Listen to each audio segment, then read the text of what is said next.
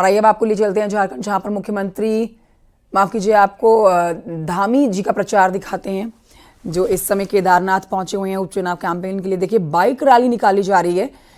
तस्वीरें आपके सामने सीधी पहुंचा रही हैं, ये लाइव तस्वीरें आप देख रहे हैं, जिसमें ये धुआंधार प्रचार बीजेपी का जारी है। एक तरफ कांग्रेस अपनी जीत का दम भर रही है और हरीश रावत ने यहाँ पर मोर्चा संभाला हुआ है कांग्रेस को जिताने का। वहीं दूसरी तरफ मुख्यमंत्री चुनावी मैदान में प्रचार करने के लिए उतरे हुए हैं। यहाँ पर पूरी तरह से गुप्तकाशी में जो है प्रचार की कमान प्रदेश के मुखिया ने संभाली हुई है। ये बाइक रैली की तस्वीरें आप देख रहे हैं और भारी संख्या में यहाँ आप देखेंगे ना सिर्फ बीजेपी के कार्यकर्ता हैं, बल्कि स्थानीय लोग भी मुख्यमंत्री धामी के इस प्रचार में शामिल हो रखे हैं। चूंकि आज प्रचार का आखिरी दिन है, आज शाम 6 बजे प्रचार का शोर थम जाएगा। उससे पहले जितना जोर लगा सकते हैं दोनों ही पार्टी, चाहे वो बीजेपी हो चाहे वो कांग्रेस पार्टी हो, दोनों ही पार्टियों की तरफ से जोर लगाया जा रहा है। 20 तारीख को मतदान होना है, 23 को नतीजे आने हैं। मुख्यमंत्री पुष्कर सिंह धामी की इस समय की आप बाइक रैली की तस्वीरें देख रहे हैं। एक तरफ मुख्यमंत्री योगी आदित्यनाथ ने भी चुनाव प्रचार के लिए मोर्चा संभाल रखा है। झारखंड में आज मुख्यमंत्री योगी आदित्यनाथ मौजूद हैं, तो वहीं दूसरी तरफ देखिए, कल मुख्यमंत्री पुष्कर सिंह धामी महाराष्ट्र में चुनाव प्रचार की कमान संभालते हुए महाराष्ट्र की जनता को संबोधित कर रहे थे। तो वहीं अब अपने प्रदेश में जो एक सीट पर मतदान होना है, उपचुनाव होना है, वहां मोर्चा संभालते हुए मुख्यमंत्री पुष्कर सिंह धामी इस समय बाइक रैली में मौजूद हैं। संदीप प्रसाद और जानकारी देंगे। संदीप, ये मुख्यमंत्री धामी का एक अलग ही रूप देखा जा रहा है। कभी मॉर्निंग वॉक करते हैं, कभी बच्चों के साथ बीच में रुककर बातें करने लग जाते हैं। अब प्रचार में ये एकदम अलग रंग मुख्यमंत्री का, बाइक रैली निकाल रहे हैं। ये बिल्कुल आपको बता दें, क्योंकि मुख्यमंत्री पुष्कर सिंह धामी शुरुआत से चुनाव की बात करें, लेकिन सामान्य तौर पर सादेपन में रहते हैं। आज भी जब चुनाव में आए तो उन्होंने सबसे पहले आते ही काशी में जो यूथ साथी हैं, युवा जो मोर्चा के तमाम युवक हैं, उनके साथ बाइक रैली में शिरकत है। खुद उन्होंने वहाँ पे बाइक चलाई और अब जाके उस सभा स्थल पहुंचे हैं और इसके बाद वो यहाँ पे जनसभा को संबोधित करेंगे। लगभग 1 घंटे का प्रोग्राम था यहाँ पे रहेगा। जी 1 घंटे का प्रोग्राम है। विस्तार से बताएं ना, आप तस्वीर तो दिखाई रहे हैं, हम जानकारी आप दें कि वहां पर देखिए बीजेपी और कांग्रेस दोनों ने ताकत झोंकी हुई है। आज तक की एक तारीख आप कह सकते हैं, शाम 6 बजे तक का समय है। जिसने जितनी ताकत लगानी है लगा लें, या यूं कहिए कि जितने जितना प्रचार करना था वो कर लिया, क्योंकि जनता ने मन बना लिया है। जी बिल्कुल, आप कहीं ना कहीं ये बता दें आपको कि जो आज जो प्रचार का अंतिम दिन है, तो ऐसे ही कहीं ना कहीं आज मुख्यमंत्री पुष्कर सिंह धामी का ये दौरा काफी अहम रहेगा और कहीं ना कहीं वो गुप्तकाशी क्षेत्रों की केदारनाथ यात्रा का मुख्य केंद्र बिंदु है, शुरुआत है। वहाँ पर कहीं ना कहीं जनता की जो जनता से जनसंपर्क करेंगे, तमाम बातें यहाँ पे रखेंगे। ठीक है संदीप, शुक्रिया आपका। तस्वीरें हम दिखा रहे हैं अपने दर्शकों को। ये तस्वीरें मुख्यमंत्री पुष्कर सिंह धामी के प्रचार की है। आप उनके हमेशा अलग अलग रंग अंदाज को देखते हैं। अब ये एक और उनका अंदाज जो आपने देखा आपसे थोड़ी देर पहले, बाइक रैली निकालने का, जिसमें बुलेट पर सवार होते हुए मुख्यमंत्री जो हैं वो जनता के बीच से निकल रहे थे और जनता ने भी अपना पूरा समर्थन दिया है। यहाँ पर ना सिर्फ बीजेपी के कार्यकर्ता उनका स्वागत कर रहे हैं, बल्कि स्थानीय लोग भी भारी संख्या में पहुंचे हुए हैं। तो केदारनाथ उपचुनाव में कैंपेन का आज आखिरी दिन है और इसी कड़ी में आप देख रहे थे मुख्यमंत्री पुष्कर सिंह धामी को, जो कि गुप्तकाशी में मौजूद हैं और बाइक रैली उन्होंने निकाली है। बीजेपी की प्रत्याशी हैं आशा नौटियाल, जिनके लिए प्रचार करने के लिए वो पहुंचे हुए हैं। दूसरी तरफ आपको तस्वीरें जो दिखा रहे हैं, ये कांग्रेस की ही तस्वीरें हैं। कांग्रेस के प्रदेश अध्यक्ष देख रहे हैं आप, करण मारा साहब। साथ ही आप देख रहे हैं यहाँ पर कांग्रेस ने भी अपनी पूरी ताकत लगा दी है, क्योंकि कांग्रेस को पूरी उम्मीद है यहाँ से उनके प्रत्याशी जीतेंगे। तो ऐसे में कांग्रेस का हर बड़ा चेहरा देखिए इस सीट पर अपने प्रत्याशी को जिताने के लिए पहुंचा हुआ है। चुनाव प्रचार कांग्रेस के कार्यकर्ताओं ने भी जमकर किया है। लेकिन आपको ये बता देते हैं कि यहाँ बीजेपी सरकार के ऐसे मंत्री चुनाव प्रचार में लगे हुए हैं जो यहाँ आय से अधिक संपत्ति के मामले में घिरे हुए हैं या फिर भ्रष्टाचार के मामले में घिरे हुए हैं। ये करण मारा ने कहा है। बीजेपी को घेरते हुए तमाम बातें उनकी तरफ से कही जा रही हैं। लगातार स्वांग हो रही है। पहली बार हो रहा कि बीजेपी को एक विधानसभा को 5 सेक्टर में बांट के 5 मंत्री को ड्यूटी लगाने पड़ रही है। मुख्यमंत्री कभी कसम खा रहे हैं, कभी कह रहे हैं कि मुझसे गलती हुई, यात्रा वाले मामले में हम इसको ठीक करेंगे। ठीक रहा बुराई का अधिकारियों के सिर में डालने का काम कर रहे हैं। वहीं अगर आप इस चुनाव को आप गौर से देखें तो ऐसे मंत्रियों की ड्यूटी लगी है जो आय से अधिक संपत्ति के मामले में घिरे हुए हैं, जो घोड़े वाले मामले में भी फंसे थे, जो क्या कहते हैं जिनके हॉर्टिकल्चर के डिपार्टमेंट सीबीआई जांच चल रही है, जिनके सैन्य धाम वाले जो कारनामे हैं पूरी दुनिया में प्रसिद्ध है, तो ऐसे लोग प्रचार प्रसार कर रहे हैं, तो ये हालत ठीक नहीं है। केदारनाथ उपचुनाव के लिए आज शाम चुनाव प्रचार बंद हो जाएगा। वहीं रविवार रात चोपता में शराब को लेकर एक कार पकड़ी गई है जो कि भारी मात्रा में शराब लेकर जा रही थी। मौके पर पहुंचे हुए कांग्रेसियों ने जमकर हंगामा किया। कार पर बीजेपी प्रदेश कार्य समिति का स्टिकर लगा हुआ था। कांग्रेस कार्यकर्ताओं का आरोप है कि बीजेपी मतदाताओं को शराब बांट रही है। इधर बीजेपी कह रही है कि कार का ड्राइवर कांग्रेसी था, तो कांग्रेस यहां पर जानबूझकर बीजेपी पर आरोप लगा रही है। बीजेपी मंडल अध्यक्ष ने मुख्य निर्वाचन अधिकारी को पत्र लिखकर जांच की मांग की है। बहरहाल रात भर चले हंगामे के बाद भी अभी ये साफ नहीं हो पाया है कि ये कार किसकी है, शराब किसकी है।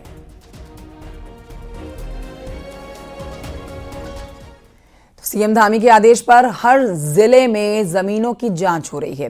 देखिए नैनीताल में सबसे ज्यादा संदिग्ध मामले सामने आ रहे हैं, क्योंकि यहां दिल्ली से लेकर बिहार, गुजरात और मुंबई तक के लोगों ने खेती और वेलनेस इंडस्ट्री लगाने के नाम पर जमीन तो खरीद डाली, लेकिन किया कुछ नहीं। ऐसे में 74 लोगों को डीएम की तरफ से नोटिस जारी हुआ है। देखिए रिपोर्ट। खूबसूरत झीलों और पहाड़ों के हरे भरे नजारों से घिरे इस नैनीताल जिले पर भूमाफियाओं की हमेशा से ही काली नजर रही है। यहाँ जमीन खरीदने के लिए भूमाफियाओं ने न सिर्फ अपना रिकॉर्ड छुपाया, बल्कि सरकार से झूठ भी बोला। कुछ ने खेती के नाम पर जमीन खरीदी और उस पर होटल बना डाला, कुछ ने होटल के नाम पर जमीन ली और उस पे प्लॉटिंग कर डाली, और कुछ लोगों ने तो तय सीमा से ज्यादा जमीन खरीदने के लिए अपनी पारिवारिक जानकारी ही छिपा डाली। जमीन खरीद के ऐसे 250 से ज्यादा मामले अभी तक सामने आ चुके हैं।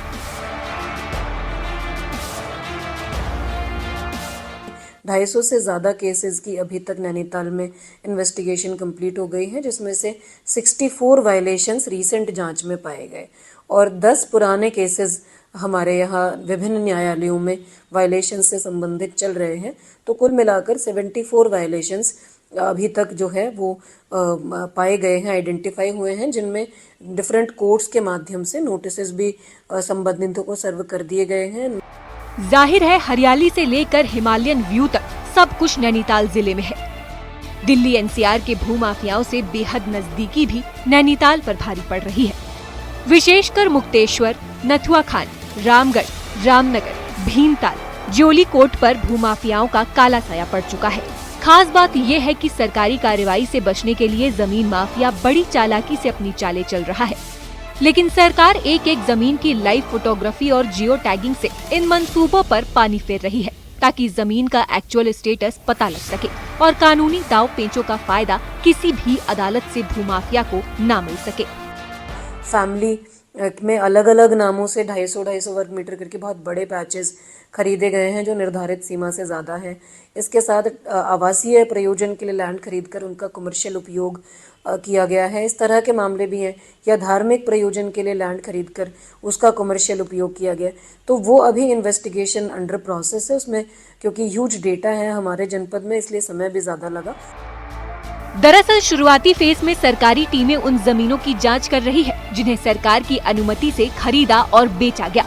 उसके बाद बारी निजी जमीनों की है, जिससे जिले में जमीन खरीदने वालों से लेकर बेचने वालों और बीच में प्रॉपर्टी डीलर के नाम पर दलाली करने वालों के बीच हड़कंप मचा हुआ है। फिलहाल ये आंकड़ा 250 के करीब है, लेकिन जैसे जैसे रजिस्ट्री के कागजात खुल रहे हैं, नए नए खुलासे भी हो रहे हैं। हल्द्वानी से न्यूज 18 के लिए शैलेंद्र नेगी की रिपोर्ट। एयरफोर्स का उत्तराखंड सरकार पर 213 करोड़ रुपए का बकाया है।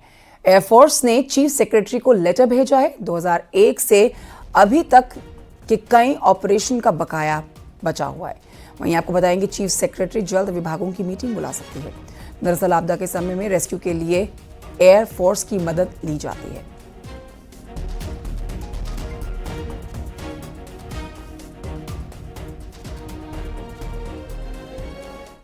संबंधित है, जिसमें से लगभग 24 करोड़ रुपए का भुगतान हमने कर दिया है और 28 करोड़ रुपए का भुगतान करने की कार्रवाई हम लोग कर रहे हैं, जिसका वेरिफिकेशन हो गया है।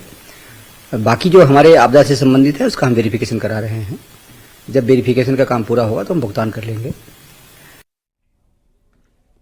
रामनगर से अगली बड़ी खबर आ रही है, जहां पर हल्द्वानी के पास में काशीपुर जा रही रोडवेज बस पेड़ से टकरा गई है और हादसे में ड्राइवर समेत 2 लोगों के गंभीर होने की जानकारी मिल गई है। गंभीर रूप से घायल हुए हैं ये लोग, जिन्हें अस्पताल में भर्ती कराया गया है।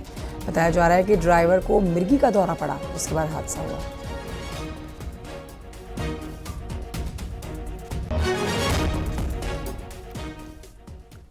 बड़ी खबर हल्द्वानी से, जहां मशहूर यूट्यूबर सौरभ जोशी को मिली है धमकी। लॉरेंस बिश्नोई गैंग ने चिट्ठी भेज सौरभ जोशी को दी है धमकी। सौरभ जोशी से मांगी गई है 2 करोड़ रुपए की कैश फिरौती। लॉरेंस बिश्नोई गैंग ने दी है परिवार समेत जान से मारने की धमकी।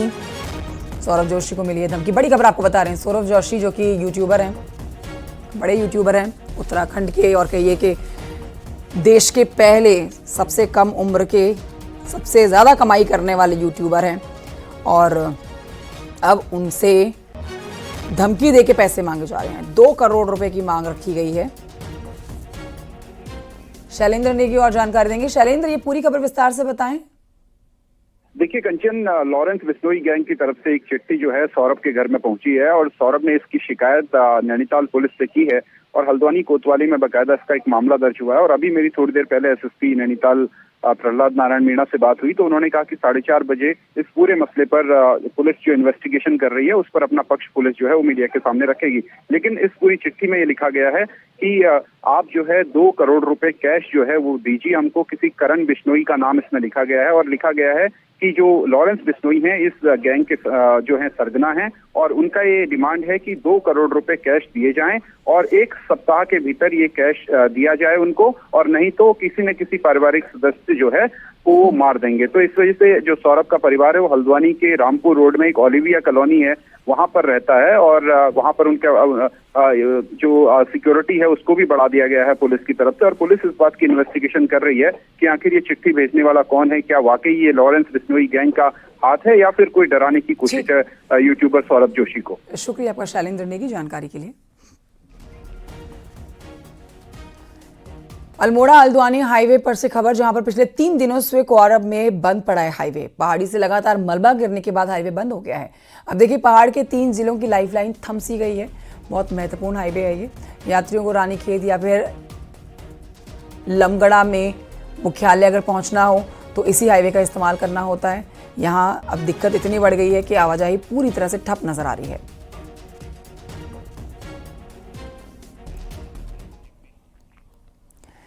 हरिद्वार में आबादी वाले इलाकों में जंगली हाथी आए दिन पहुंच रहे हैं। बीती रात एक हाथी जंगल से निकलकर टहलता हुआ रेलवे ट्रैक पर पहुंच गया। हाथी काफी दूर तक रेलवे लाइन पर चलता हुआ नजर आया। इसके बाद इस बात की जानकारी वन विभाग को दी गई। वन विभाग ने रेलवे डिपार्टमेंट से इसको लेकर कांटेक्ट किया और फिर पीछे से आ रही ट्रेन, जिस ट्रैक पर हाथी चल रहा था, उस ट्रेन को रुकवाया गया। फिर हाथी को सकुशल जंगल की तरफ मोड़ा गया।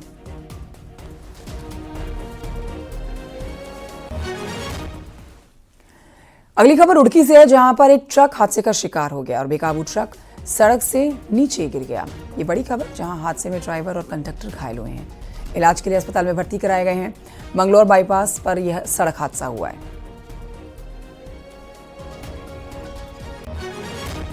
बद्रीनाथ धाम के कपाट बंद होने के बाद आज आदि गुरु शंकराचार्य के साथ कुबेर और उद्धव की मूर्ति शीतकालीन स्थल पांडुकेश्वर पहुंचेगी, जहां पर उद्धव और कुबेर पांडुकेश्वर में विराजमान हो जाएंगे। यहां पर इनकी शीतकाल के लिए पूजा अर्चना की जाएगी। आदि गुरु शंकराचार्य की डोली मंगलवार को जोशीमठ पहुंचेगी और यहां विराजमान होने के साथ ही जोशीमठ में 6 महीने तक इनकी पूजा अर्चना की जाएगी।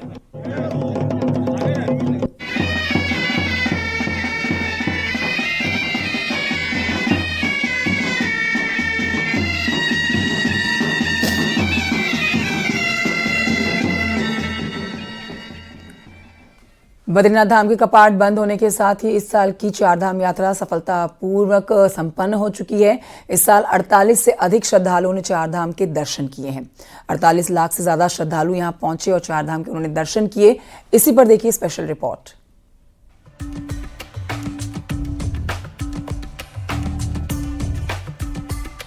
2 नवंबर को गंगोत्री धाम, 3 नवंबर को यमुनोत्री धाम और 3 नवंबर को ही केदारनाथ धाम के कपाट बंद होने के बाद रविवार को भगवान बद्री विशाल के कपाट भी शीतकाल के लिए बंद कर दिए गए।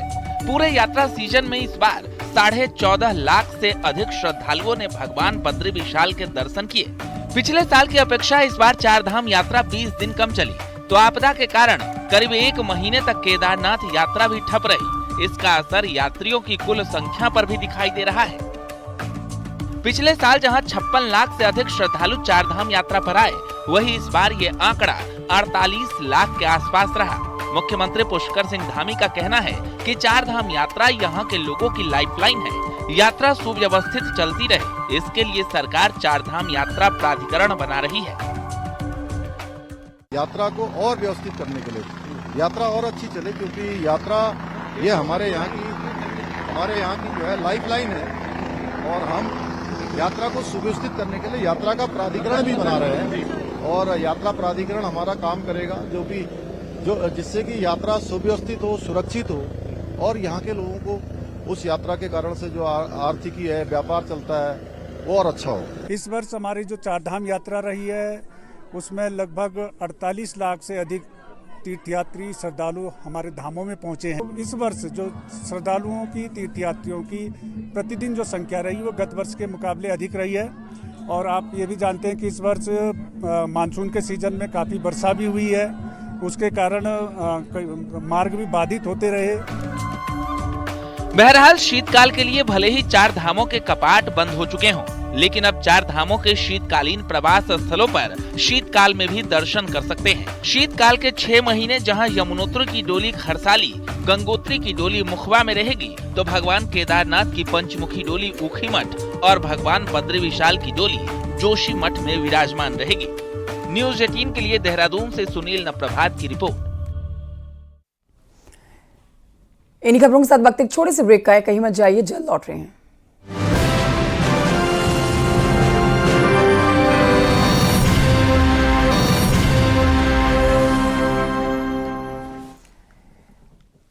वेलकम बैक और आइए आगे बढ़ते आपको बताते हैं दिल्ली और एनसीआर में प्रदूषण बेहद खराब स्तर पर, या कहिए कि बेहद खतरनाक स्तर पर पहुंच चुका है और पूरा इलाका गैस चैम्बर में तब्दील हो चुका है। वहीं इसकी रोकथाम के लिए ग्रेप स्टेज 4 लागू की गई है, जबकि उत्तराखंड में आसमान पूरी तरह से साफ है। प्रदूषण का कोई नाम नहीं है। पहाड़ में हवा एकदम साफ और शुद्ध है। कोहरे के साथ साथ हवा में जो है प्रदूषण भी ज्यादा है और ये दिवाली के बाद से लगातार है। AQI लेवल नीचे आ रहा है, सांस लेने में दिक्कतें आ रही हैं, खुली धूप दिखनी लोगों को मुश्किल हो गई है। लेकिन इसके उल्टे मैं अभी उत्तराखंड में हूँ। ये केदारखंड का एरिया है, रुद्रप्रयाग जिला है और यहाँ देखिए मेरे चेहरे पे कितनी धूप आ रही है, मेरे आगे पीछे कितनी पूरा ये क्षेत्र खिला हुआ है धूप से, एकदम साफ धूप है। ऊपर आकाश मैं अपने कैमरामैन से कहूंगा जरा दिखाए, एकदम क्लियर स्काई है, कहीं कोई फॉग नहीं है, कुछ नहीं है। सामने पूरी हिमालयन रेंज है। आप इस तरीके के नज़ारे यहाँ पर आपको दिखेंगे। और ये जिस एल्टीट्यूड पे हम अभी खड़े हैं, ये करीबन 6100 फीट की हाइट पे है ये क्षेत्र।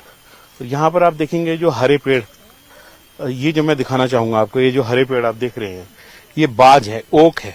और ओक ठंडे इलाके में होता है, यानी कि जिस इलाके में ओक होता है वहां पर पानी की मात्रा बहुत अच्छी होती है, ग्राउंड वाटर बहुत अच्छा होता है, बर्फबारी होती है और जंगली जानवर भी यहाँ पर आपको फ्लोरा फ्लोरा सब मिलेगा।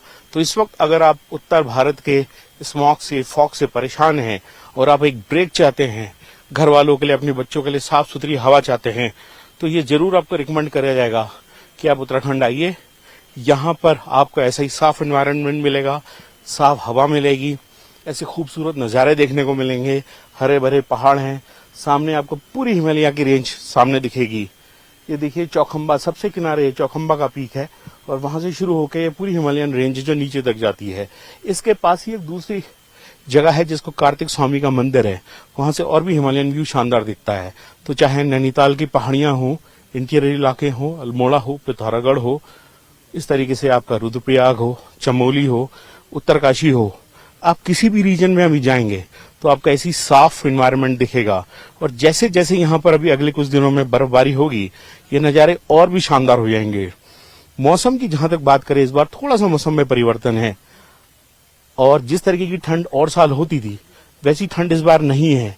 और अभी भी आप देख सकते हैं मैं यहाँ पर एक शर्ट में खड़ा हूँ, हालांकि जैकेट जरूर है, तो इससे ज्यादा की ठंड की यहाँ महसूस नहीं हो रही और कपड़ों की जरूरत भी नहीं है। हाँ, अलबत्ता जब यहाँ बारिश हो जाएगी और थोड़ी बर्फबारी हो जाएगी, उसके बाद से एनवायरनमेंट में चेंज आएगा, वेदर में, टेम्परेचर में चेंज आएगा, लेकिन मौसम आपको पूरी सर्दियों में ऐसा ही साफ दिखेगा ज्यादातर समय। तो आप नॉर्थ इंडिया में अगर परेशान है इस समय, प्लेन्स में रह के परेशान है, फॉग और स्मॉग से परेशान है, तो आप उत्तराखंड में जरूर आइए। आपको एक से एक ऐसे नजारे देखने को मिलेंगे। अपने सहयोगी संदीप के साथ अनुपम त्रिवेदी, न्यूज 18 के लिए ऊखीमठ की पहाड़ियों से। एक छोटे से ब्रेक के लिए रुकना होगा, जल्द लौट रहे हैं।